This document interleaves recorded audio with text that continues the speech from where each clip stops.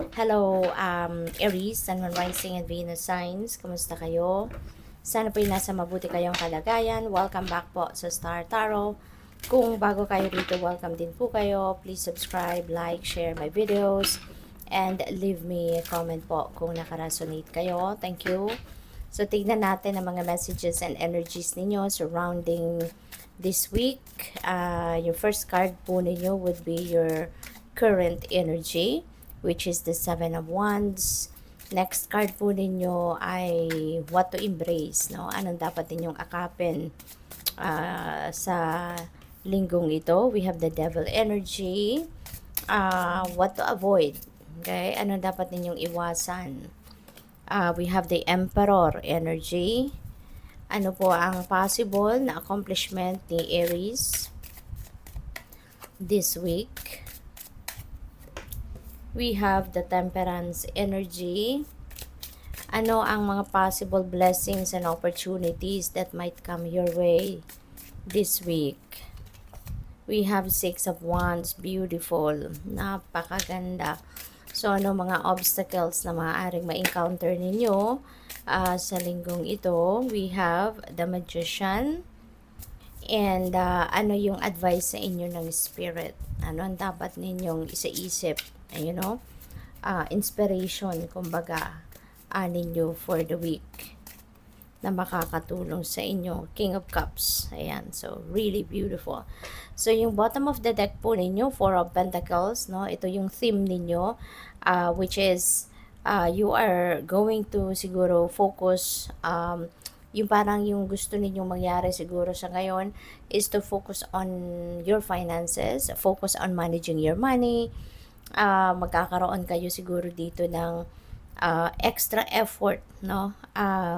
Na gagawin para kayo ay makapagsimula na siguro na makapag-ipon, makapag-lay ng solid foundation sa inyong kaperahang aspeto, something like that, no? At this is about saving as well. Baka ang iba sa inyo rito is going to start saving money. Baka didiskarte na kayo sa ngayon kung paano kayo makakapag-ipon, kung paano ninyo masisimulan na mag-budget ng mas maayos para makapagsimula na kayong makapag-save. So, yung current energy po ninyo is Seven of Wands. Ayan. So, parang ano kayo dito, handa kayong sugurin, ano? Kasi itong mga wands na yan, ito yung mga parang meron kayong siguro may mga tao dito na nang-i-intimidate sa'yo, may mga taong naninira sa'yo, baka meron dito mga tao na parang gusto kang i-take down, may mga hindi nakaka-appreciate sa'yo. Kasi, 'di ba, ganun talaga. You know, bakit kaya? Pero ganun talaga na may mga tao na hindi natutuwa, no? Hindi na-appreciate yung success ng iba. Hindi sila natutuwa na makita ang ibang tao na masaya, na nagtatagumpay sa kanilang mga ginagawa, 'di ba? Yung nagpo-prosper. Meron at merong mga tao sa paligid natin na talagang ayaw nilang ganun. Ayaw nilang nakikita ka na masaya, na matagumpay, na maganda ang pwesto sa trabaho, maganda ang takbo ng buhay, 'di ba? At maaaring may mga taong ganun ngayon sa paligid ninyo, kaya siguro kayo din baka yung parang nabibwisit din siguro kayo, naaapektuhan kayo in a negative way, kaya parang gusto nyo tong sugurin, gusto nyong sagutin, gusto ninyong lapitan, 'di ba? I-confront yung mga ganon. So, it's all up to you. This is your life, Aries. Choose your life. Choose life in your own terms, but use also your judgment, no? Your discernment, maging discerning ka sa mga gagawin mo. Tune in to your intuition, tap into your soul, pakinggan mo ang sarili mo kung ano yung sa tingin mo ang best na gagawin mo rito. Choose your battles wisely as well para hindi ka mapasubo, hindi ka mapasama. 'Di ba? Tignan mo yung inyong sitwasyon, no? If it is worth your time, effort, energy. Kailangan mong ipaglaban ang sarili mo, ang posisyon mo sa trabaho, or kung ano man ang kailangan mong depensahan, then do so. Pero yun nga, tignan mong mabuti muna ang inyong sitwasyon. Aralin mo muna, magmatsyag ka, maging mapagmasid ka. Okay? So, ano ang dapat mong i-embrace sa ngayon is the devil energy. Devil energy is a Capricorn energy. Baka meron kayong mga Capricorn placements sa iyong chart, or maybe you are dealing with a Capricorn at this time. You know, si devil, ano ito this is obsession, this is addiction, 'di ba? Pero feeling ko rito, ano ka, maaaring ang iba sa inyo, no? This is not for everyone. This is collective reading. So, hindi ito para sa lahat. But there are some of you, siguro, Aries, na matagal na kayong kumbaga, nandiyan dyan sa sitwasyon na yan, no? Naging komportable na ang iba sa inyo of being addicted to something, obsessed about something, pwedeng love, pwedeng shopping, 'di ba? Ang iba sa atin talagang na-addict na sa kaka-shopping, kaka-online shopping, yung mga ganon. Or po pwedeng ano yan, mga vices, 'di ba? It could be anything. It could be anything, no, na parang na-attach na kayo na sobra-sobra doon. Pero ang nakikita ko rito, maaaring ang iba sa inyo is realizing na it's about time na for you to get away from that situation. Parang ang gusto siguro ng iba sa inyo dito, maaring nakikipaglaban kayo sa sarili ninyo mismo dito, kasi maybe a part of you is still attached, no, to that obsession or addiction. Pero a part of you as well, no, parang gusto mo nang kumawala dyan, parang gusto mo nang baguhin ang inyong sitwasyon, no?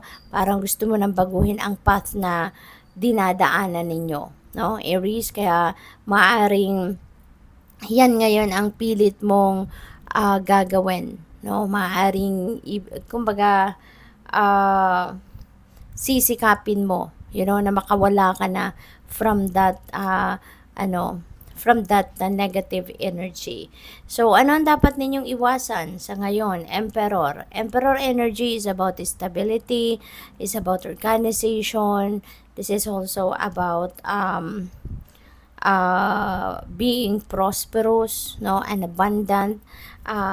Kasi maaari din na may promotion, no, ang iba sa inyo na nararanasan or mararanasan sa ngayon. Baka meron kayong makukuhang bagong posisyon sa trabaho, bagong role. And this is a reminder, no, para sa inyo, Aries, na kunyari nandoon kayo sa pagiging manager na, yung nasa nasa position of authority na. This is a reminder, no, na just keep your feet on the ground, at saka avoid abusing power, kasi baka magkaroon ng tendency na ganun, 'di ba, na maabuso ang posisyon, kumbaga. So that is also a reminder. At saka maaari din na ang iba sa inyo dito, baka instead na yung, 'di ba, this is a time na maaring you are focusing on organization, no, yung parang aayusin mo ang lahat, no, na iba't ibang parte ng buhay mo. You want to put everything in order. Baka masobrahan naman kayo, baka masobrahan kayo, magiging super usi kayo, so magiging yung parang naman beyond the limits, kumbaga. So, baka maabuso mo naman yung sarili mo dyan, diba? Kaya, yun ang dapat din ninyong maging aware kayo, no? Yung sakto lang ang pag-organize, sakto lang yung pag-aayos. So, we also have temperance energy. Ito yung possible ninyong mga accomplishments sa ngayon. So, temperance is about patience, no? Baka ngayon, mapapractice mo na din yan sa sarili mo. 'Di ba? Kasi si Aries talagang, 'di ba, parang laging kayo laging inspired, laging mataas yung adrenaline, yung gano'n ba? Kaya maaaring ngayon this is an accomplishment para sa'yo na matututo kang magpasensya, matututo kang maghintay, matututo kang kumalma. You know? Yung gano'n. Kasi si Aries laging excited. Laging excited, 'di ba? Lagi kayong ano kayo lagi kayong passionate, no, sa kung ano man ang naiisip ninyong gawin, yung gano'n. Pero ngayon, magiging balanse, no? Maaring mababalanse ninyo yung emosyon ninyo, 'di ba? Na excited kayo and at the same time, when the occasion is asking you to be patient, then you will be patient, no? So which is really good. Magpapakita lang kayo rito kung gaano na kayo ka matured, no, as a person. So yung possible ninyong mga blessings and opportunities na maaring pumasok, dumating sa buhay ninyo ngayon is 6 of Wands, which is victory energy. So congratulations, napakaganda nito kasi may tagumpay kayong makakamit sa ngayon. And kung ano man itong tagumpay na to, this is something na you are going to to be very proud of yourself.